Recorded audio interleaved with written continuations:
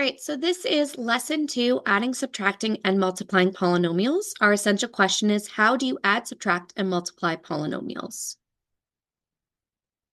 Here is our table of contents. Add and subtract polynomials. So when I add polynomials, I combine my like terms and then rewrite them so they're together, and then simplify those like terms and combine them, okay? So for example, if I have 2x cubed minus x minus 3 plus x squared plus 5x minus 6. So I'm going to determine what my like terms are. So in this case, I have 2x cubed is all by itself. Negative x is paired with the 5x. Negative 3 is paired with the negative 6. And x squared is also all by itself. Since the x cubed and the x squared are not like terms, since they don't have the same base value raised to the same exponent value. Okay. Rewrite so that like terms are together.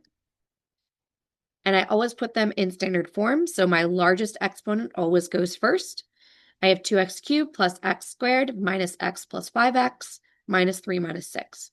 Now I'm going to combine those like terms together. So negative x plus 5x is going to give me a positive 4x. And negative 3 minus 6 is going to give me a negative 9.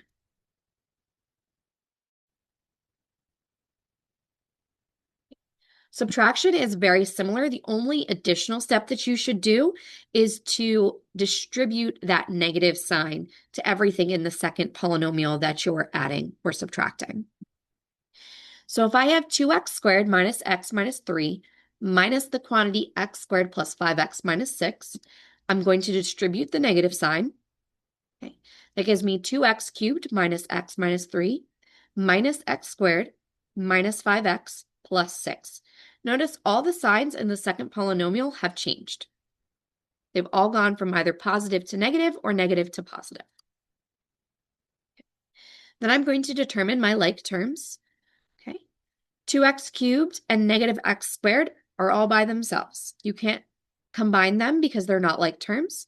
Negative x and negative 5x are like terms, and negative 3 and positive 6 are like terms. I can reorder them so that they're all together. Okay. And then I'm going to combine my like terms and simplify. Negative x minus 5x is negative 6x, and negative 3 plus 6 gives me a positive 3.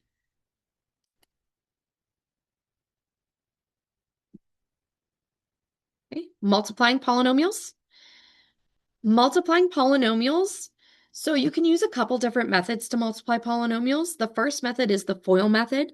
This method only works for binomials. So a polynomial with 2 terms times a polynomial with 2 terms. If you use anything else, you're taking each of the terms in the first polynomial and multiplying it by each of the terms in the second polynomial. So if I'm looking at negative x plus 5 times 3x minus 10, I'm going to use the FOIL method in this case. So I multiply my first two numbers together, my first two terms, negative x times 3x. I multiply my second two terms, my outside terms, negative x times negative 10. I multiply my inside terms, 5 times 3x, and I multiply my last terms, 5 times negative 10. I get negative 3x squared, 10x, 15x, and negative 50. Then I combine my like terms, 10x and 15x give me 25x. So I get negative 3x squared plus 25x minus 50. Again, this is the FOIL method. You can also use the lobster claw method, which works for any type of polynomial. So in this case, I'm multiplying this first term by each of the terms in the second set of polynomials. And then I multiply the second term in my first polynomial by each of the terms in my second polynomial.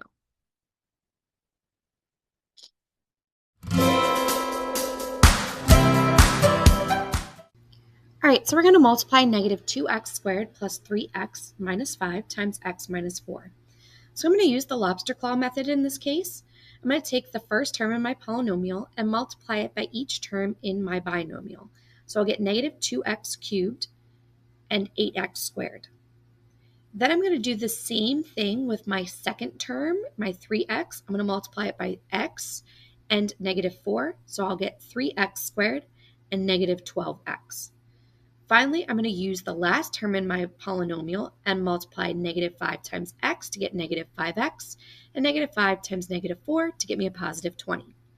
Now that I have all of these, I'm going to reorder them so that I have my like terms together, and then I'm going to simplify.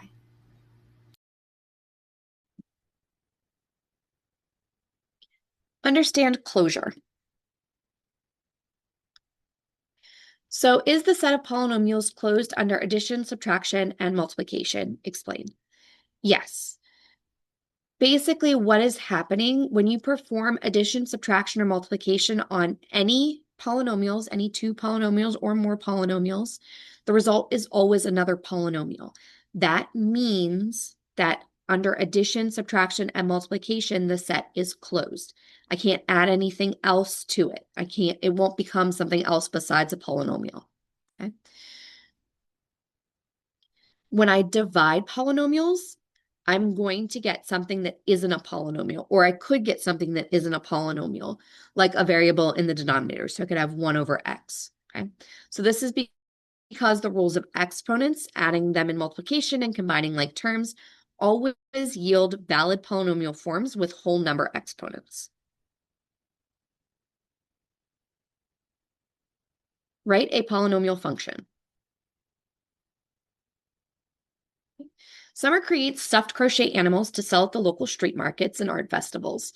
As Summer produces a greater number of stuffed animals, she can lower the price per unit.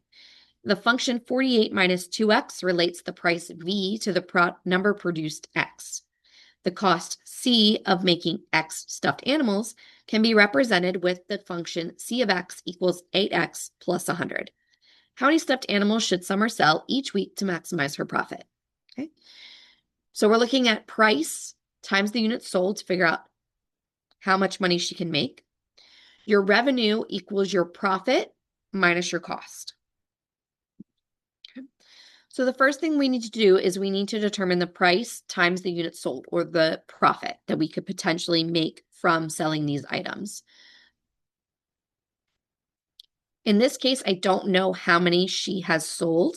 So I'm going to multiply the function 48 minus 2x times x. All right, so when I do that, 48 minus 2x times x gives me 48x minus 2x squared. So I've just distributed that x on the outside of the parentheses to each of the terms on the inside of the parentheses. Then I can determine the revenue. So again, the revenue is my profit minus my cost. I know my profit is 48x minus 2x squared, and my cost is 8x plus 100.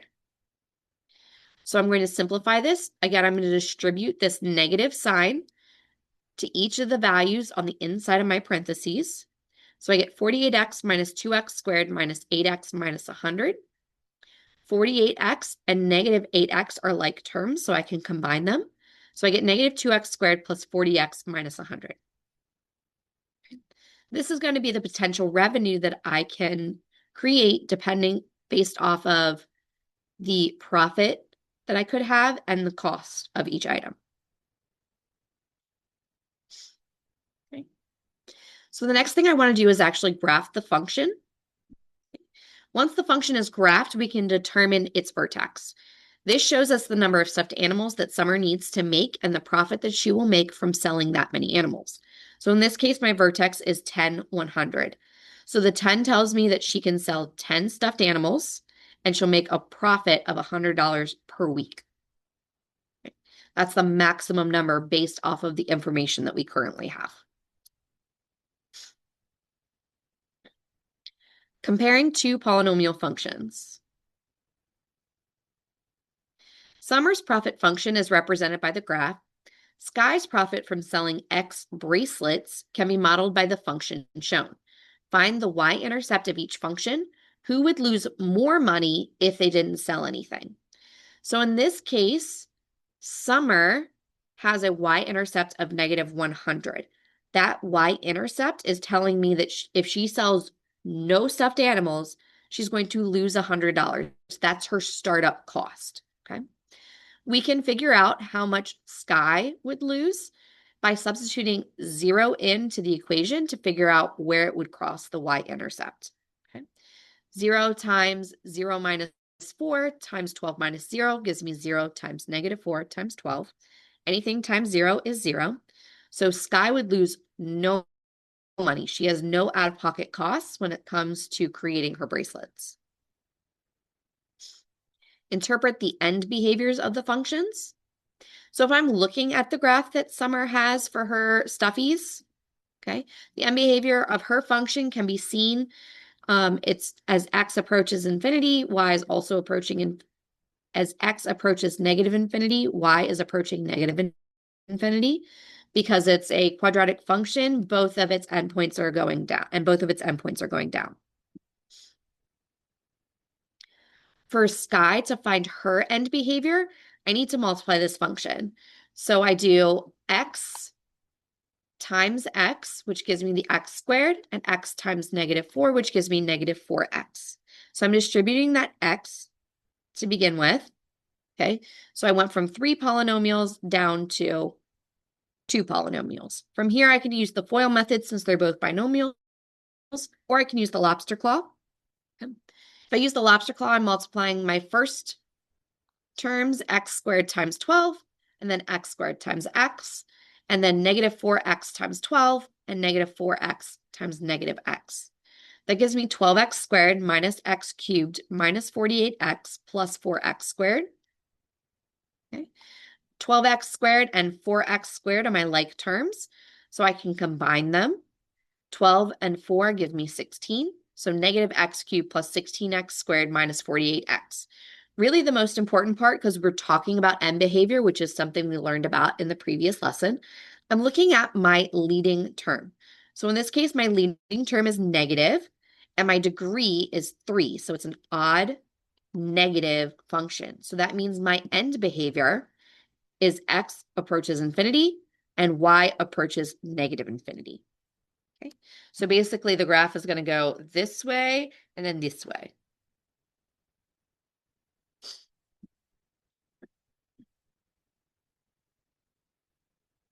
Summary.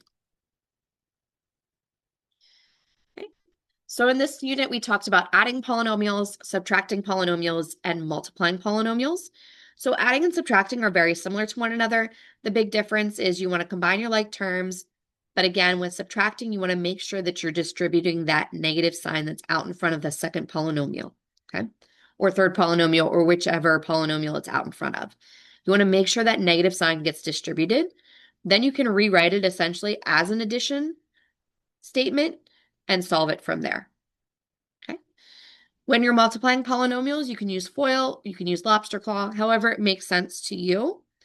You're multiplying every term in the first polynomial by every term in the second polynomial. And that is the end of lesson